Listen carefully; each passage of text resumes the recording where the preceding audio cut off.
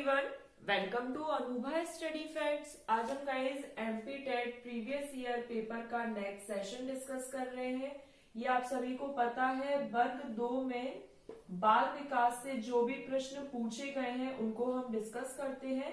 इससे क्या है, एक तो अंडरस्टैंडिंग डेवलप हो जाएगी कि क्वेश्चंस किस तरीके से पूछे जाने हैं वर्ग 3 में, क्योंकि पेपर बहुत साल से नहीं हुआ है तो किसी को भी ये नहीं पता है कि क्वेश्चंस किस तरीके से पूछे जाते हैं। तो सिलेबस गिवन है, सिलेबस के अकॉर्डिंग क्या है, आपको हर सैटरडे को एक थ्योरी वाला सेशन कराया जा रहा है। उसमें क्या है, थ्योरी आपकी जितने भी कंसेप्ट्स हैं वो कहाँ से आपके थ्योरी से क्लियर होते जाएंगे। और रही बात एमसीक्यूज की कि एमसीक्यूज किस तरीके से पूछे जा रहे हैं। एमपी टेट में क्या रहता है, बेसिकली दो तरह के रहते हैं, फैक्चुअल और कंसेप्चुअल। जो लोग सेशन ये पहली बार देख रहे हैं तो थोड़ा सा 1 मिनट में मैं समझा दूं। तो फैक्चुअल और कंसेप्चुअल, फैक्चुअल क्वेश्चंस बहुत ज्यादा पूछे जाते हैं, कंसेप्चुअल क्वेश्चन बहुत कम पूछे जाते हैं। तो वर्ग 3 में हम क्या करने वाले हैं कि वर्ग 2 में जितने भी बाल विकास से प्रश्न पूछे गए हैं, लगभग आपके 50 से 60 सेशंस आएंगे, जिसमें आपकी पूरी अंडरस्टैंडिंग डेवलप हो जाएगी कि वर्ग 3 के लिए किस तरीके से क्वेश्चंस पूछे जा रहे हैं। तो जब अंडरस्टैंडिंग डेवलप हो जाएगी तो उसी हिसाब से हम अपनी आगे की प्रिपरेशन जारी रखेंगे। टेंटेटिव डेट कह सकते हैं मार्च बताई गई है, तो अब हमें इसी के अकॉर्डिंग अपनी जो स्टडी है वो कंटिन्यू करनी है। तो आज का सेशन हम शुरू करते हैं और सेशन में मैं आपको 15 क्वेश्चन एक बार में कराऊंगी। पहले क्या होता था, 10 क्वेश्चन हम करते थे, लेकिन कल से हम 15 क्वेश्चंस को डिस्कस करने लगे हैं। तो 15 क्वेश्चन हम एक सेशन में डिस्कस करेंगे। तो चलिए आज का सेशन हम शुरू करते हैं। फर्स्ट क्वेश्चन ये रहा आपकी स्क्रीन पर। फर्स्ट क्वेश्चन क्या है, वैसे 16th नंबर का है लेकिन आज के लिए फर्स्ट है। कई क्षमताओं को एक साथ रखा जाना, इंटेलिजेंस, इंटरेस्ट, एटीट्यूड या फिर पर्सनैलिटी। तो ये इंटेलिजेंस की डेफिनेशन ही होती है, बुद्धि की 16th का फर्स्ट है। ये क्या है, डेफिनेशन ही है। तो ये सब आपको क्या है, यूथ कंपटीशन करके कोई एक बुक है, ये कोई भी देखो स्पॉन्सर वीडियो नहीं है। मैं बस जो मुझे ठीक लगता है वो उस बुक के अकॉर्डिंग मैं बताती हूँ। यूथ कंपटीशन टाइम्स की एक बुक आती है, तो उसमें सीडीपी के आप क्वेश्चन प्रैक्टिस कर सकते हो अगर आप चाहते हो तो। उससे क्या है, उसमें फैक्चुअल चीजें भी बहुत दी गई हैं, तो वो आपको यूपी टेट में भी हेल्प करेगा, एमपी टेट में भी हेल्प करेगा और सी टेट में भी हेल्प करेगा। नेक्स्ट क्वेश्चन ये रहा आपकी स्क्रीन पर। नेक्स्ट क्वेश्चन क्या है, नेक्स्ट क्वेश्चन कहता है कि संज्ञानात्मक विकास के सेंसरी मोटर चरण में कितने उपचरण होते हैं। तो ये बिल्कुल फैक्चुअल क्वेश्चन है कि सेंसरी मोटर किसकी है भाई, पियाजे से रिलेटेड है। अगर आपने पियाजे की थ्योरी नहीं देखी है तो CDP full course by Anubha study facts आप एक प्लेलिस्ट है, उसमें 21 सेशंस लिए गए हैं, तो उन सेशंस को एक बार देख लो, उनसे कंसेप्ट बहुत हद तक क्लियर हो जाएंगे।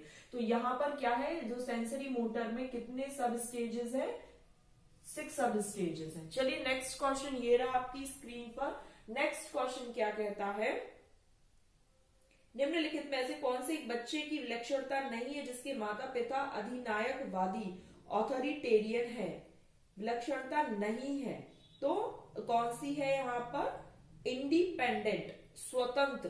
तो यहाँ पर देखो इस तरीके से क्वेश्चंस पूछे जा रहे हैं, तो आपको अब पता लग जाना चाहिए कि क्वेश्चंस किस तरीके से पूछे जाते हैं। सबसे पहली बात, पेरेंटिंग स्टाइल पर क्वेश्चन आता ही है। ये हम जो अगर मेरे सेशन पहले दिन से देख रहे हैं तो पेरेंटिंग स्टाइल पर क्वेश्चन पूछा गया है। 4 तरह की पेरेंटिंग स्टाइल मैंने डिस्कस करी है, तो सेशंस आप बिल्कुल शुरुआत से देख लो, उससे बिल्कुल कंसेप्ट्स बहुत अच्छे से क्लियर हो जाएंगे। जरूरी नहीं कि ये जो क्वेश्चन है भाई वर्ग 2 में पूछे गए तो हम वर्ग 3 के लिए क्यों तैयार करें। भले एज इट इज नहीं पूछा जाएगा, कुछ क्वेश्चन एज इट इज भी आ जाएंगे। क्यों, क्योंकि हम 60 सेशंस डिस्कस कर रहे हैं, ठीक है। एक सेशन में 30 क्वेश्चन है, अगर हम 60 सेशन डिस्कस कर रहे हैं तो ऑलमोस्ट हमने कितने क्वेश्चंस डिस्कस कर लिए, लगभग 18 से 2000 हो जाएंगे। तो 2000 क्वेश्चंस जब हम डिस्कस कर लेंगे तो अब आप खुद बता सकते हो कि हमारा जो वे ऑफ थिंकिंग है या जो क्वेश्चन करने का जो तरीका है वो कितना अच्छा डेवलप हो चुका होगा।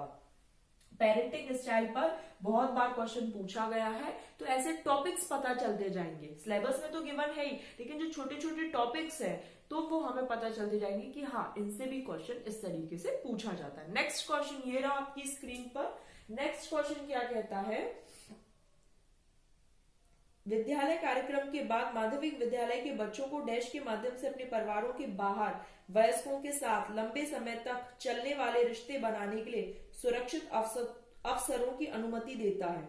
आनंद और खुशी, कठिनाई और जिम्मेदारी, अकादमिक उत्कृष्टता के लिए पढ़ना और लिखना, स्वतंत्रता, सहकर्मी संबंध और नेतृत्व। देखिए ये मैंने आपको कल भी बताया था, कोलैबोरेटिव लर्निंग वगैरह जो होती है वो बहुत अच्छी होती है। बच्चा इंडिपेंडेंट रहे, कोलैब करे, पीयर असेसमेंट हो, पीयर ट्यूटरिंग हो, तो ये सब टर्म्स जो है ये वाइगोत्स्की की थ्योरी में दिए गए। तो अगर आपने वाइगोत्स्की की थ्योरी नहीं देखी है तो again CDP full course by Anubhav study facts में कुछ सेशंस है, उनको देखो, उनसे अंडरस्टैंडिंग डेवलप होगी। ये क्वेश्चन आपको बहुत इजी लगने लगेंगे। चलिए नेक्स्ट क्वेश्चन ये रहा आपकी स्क्रीन पर कि जॉन जो एक छात्र है जो अपनी व्यक्तिगत भावनाएं, देखिए अपनी व्यक्तिगत भावनाएं मतलब स्वयं के बारे में एहसास और प्रेरणा से स्वाभाविक रूप से अवगत है। हॉवर्ड गार्डनर की जो थ्योरी है वो मल्टीपल इंटेलिजेंस, देखिए यहाँ से दो कॉन्सेप्ट्स क्लियर हो गए कि हॉवर्ड गार्डनर की कौन सी थ्योरी है, मल्टीपल इंटेलिजेंस की थ्योरी है। तो अब उसमें किस प्रकार की इंटेलिजेंस पाई जाएगी, ठीक है।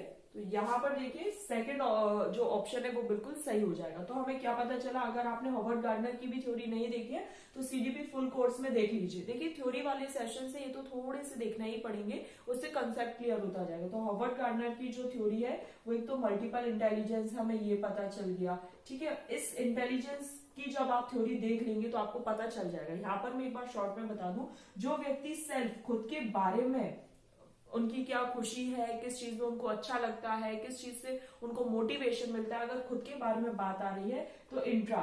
लेकिन अगर व्यक्ति दूसरे के बारे में समझता है कि हाँ, जैसे बोलते हैं ना, चेहरा पढ़ के बता देते हैं कि आज सैड क्यों है, आज व्यक्ति उसके मन में लगभग क्या चीजें चल रही होंगी, किस बारे में वो सोच रहा होगा, तो ये इंटरपर्सनल है। तो अगर आपने नहीं देखी हॉवर्ड गार्डनर की थ्योरी, देख लो, बहुत इंपॉर्टेंट है। और सीटेट में भी इससे क्वेश्चन पूछा जाता है।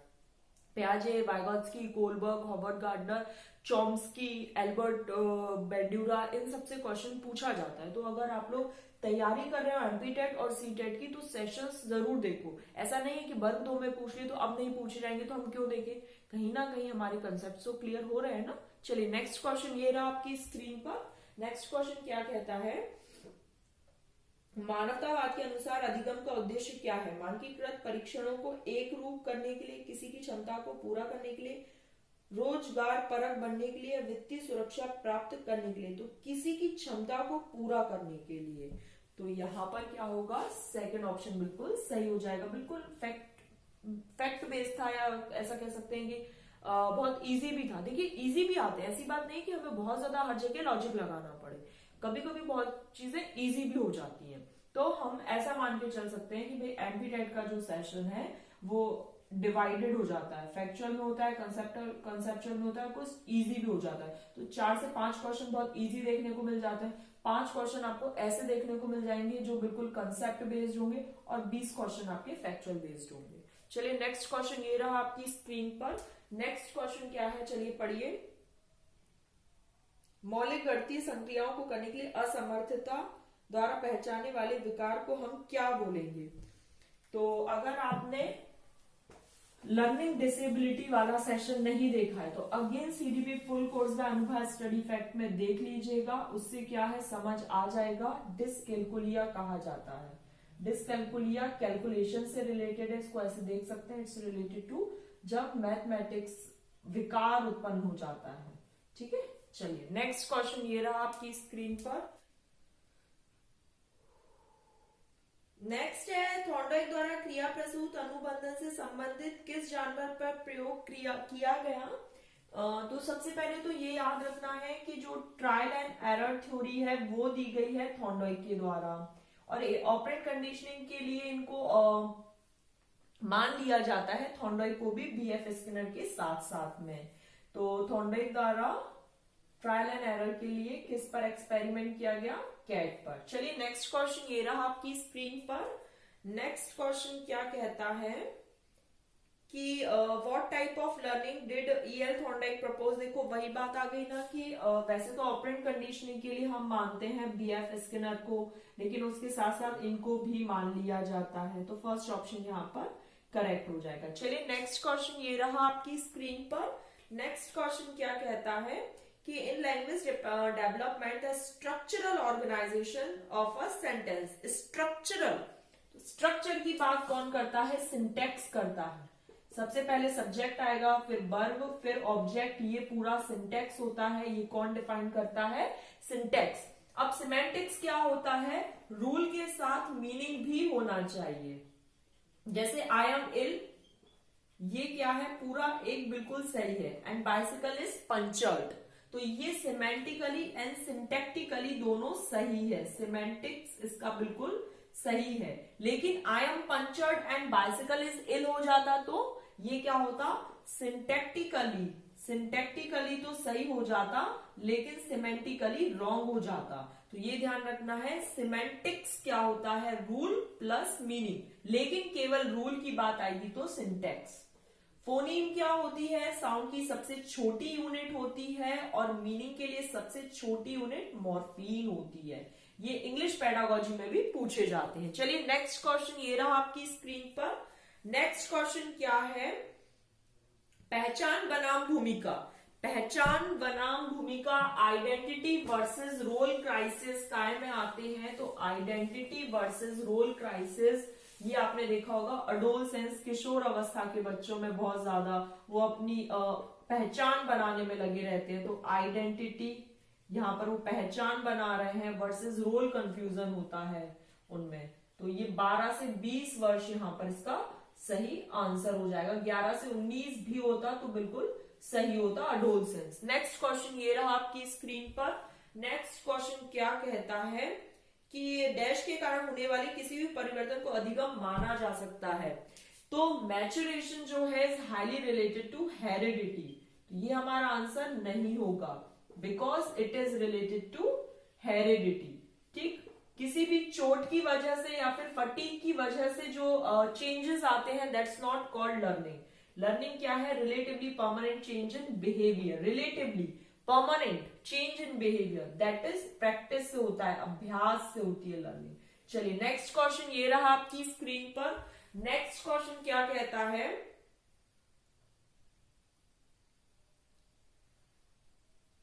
कि जो बच्चों की प्रकृति है वो किस प्रकार से है? सभी प्रकार से होती है। इमिटेटिव किस फॉर्म में होती है? तो एल्बर्ट बेंड्यूरा इसको बोलते हैं सोशल लर्निंग थ्योरी, एसएलटी, अगर आपने कल का सेशन देखा होगा तो। उसके बाद इसको ऑब्जर्वेशनल लर्निंग भी बोला जाता है।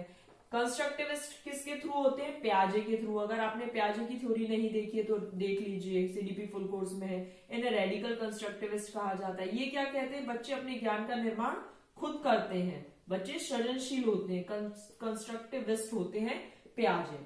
ठीक है, तो यहां पर ऑल अगर ऑप्शन में होता तो बिल्कुल सही होता है, इस वजह से इस क्वेश्चन को कैंसिल कर दिया गया था। नेक्स्ट क्वेश्चन ये रहा आपकी स्क्रीन पर। नेक्स्ट क्वेश्चन क्या है कि निम्नलिखित में से क्या एक शिक्षक के लिए सीखने के प्रति बच्चे की योग्यता को समझने का एक संकेत है? छात्र कक्षा में प्रश्न का उत्तर दे रहे हैं, छात्र आकलन रिकॉर्ड उनके द्वारा सीखी गई मात्रा को दर्शाते हैं, छात्र अपने काम में अभिनव प्रस्तुति। देखिए इनोवेटिव वाली बात हमने कल भी की थी, इनोवेशन बहुत अच्छा रहता है। तो इनोवेटिव कुछ भी चीज हो, बच्चा इनोवेट कर रहा है, चीजों को सीख रहा है, तो ये बहुत अच्छी बात है। इनोवेटिव प्रेजेंटेशन बहुत बहुत ज्यादा अच्छा माना जाता है। नेक्स्ट क्वेश्चन ये रहा आपकी स्क्रीन पर, और आज के लिए लास्ट है। नेक्स्ट क्वेश्चन ये है आपकी स्क्रीन पर, देखिए कि बाल विकास में के निम्नलिखित में से कौन सा सिद्धांत का उत्तेजना प्रतिक्रिया अधिगम सिद्धांत से संबंध नहीं है? तो ये बिल्कुल फैक्चुअल क्वेश्चन है कि भाई गैसेल जो है वो इससे रिलेटेड नहीं है। तो गाइज यहाँ पर हमारा सेशन कंप्लीट हुआ। आई होप आपको सेशन पसंद आया तो ज्यादा से ज्यादा शेयर करना, लाइक सब्सक्राइब आप स्वयं कर ही देते हैं, जिसका बिल्कुल तहे दिल से धन्यवाद। आगे इसी तरीके से वीडियो को शेयर करते जाएं ताकि जो लोग बंटिंग की तैयारी कर रहे हैं उनको पता चले कि क्वेश्चंस किस तरीके से पूछे जाते हैं। पीडीएफ के लिए आप टेलीग्राम पर जुड़ सकते हैं, और टेलीग्राम पर मैं एमपीटेट मॉक टेस्ट अगर कोई फ्री में देना चाहता है तो वहां उसकी लिंक में शेयर कर देती हूँ। चलिए नेक्स्ट सेशन में मिलेंगे। Thanks for watching this video.